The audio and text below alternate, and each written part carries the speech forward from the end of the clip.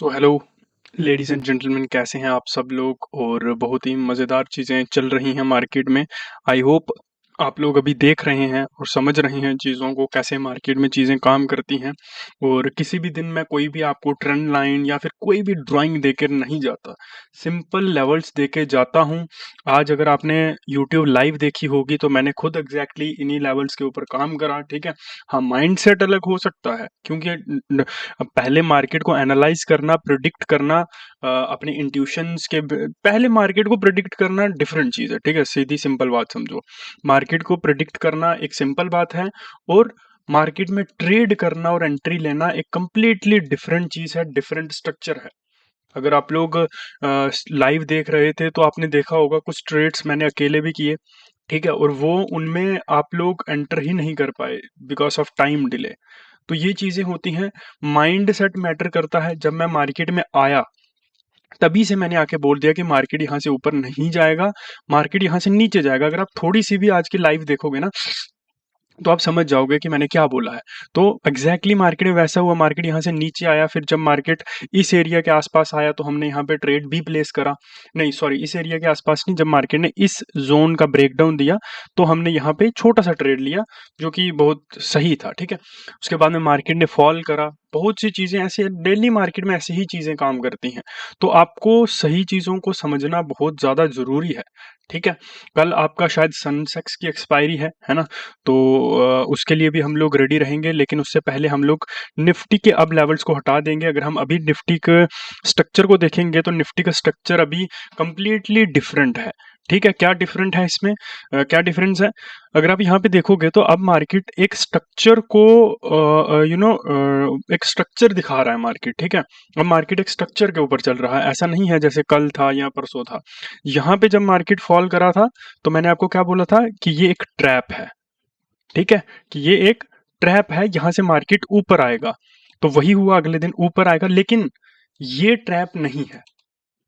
यहाँ पे एक्चुअली में बाइंग आई, ठीक है। अभी देखो कुछ लोग सोच रहे होंगे कि क्या बोलते हैं, ये आपकी वो है प्रॉफिट बुकिंग है या फिर ये पोजीशंस कटी हैं उसकी वजह से हुआ है, ठीक है। लेकिन ये वैसा नहीं होता, ऐसे चीजें काम नहीं करती मार्केट में, ठीक है।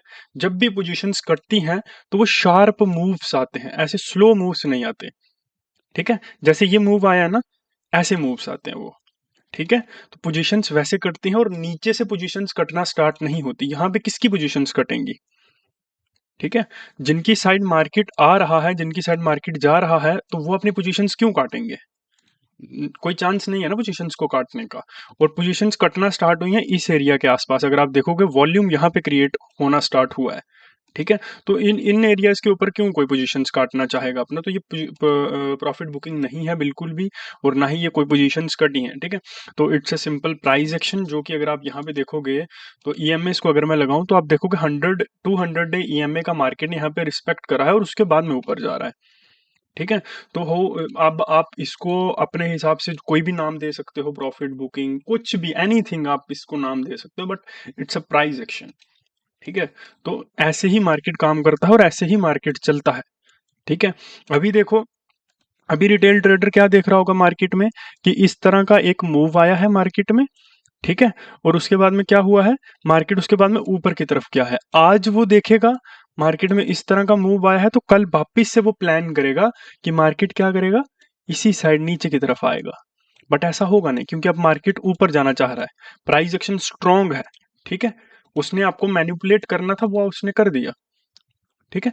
ऊपर की तरफ की अगर हम बात करें तो 23,400, ठीक है। सबसे पहले हम इसी को लेंगे 23,400, ये हमारे लिए इंपॉर्टेंट एक नंबर है, ठीक है।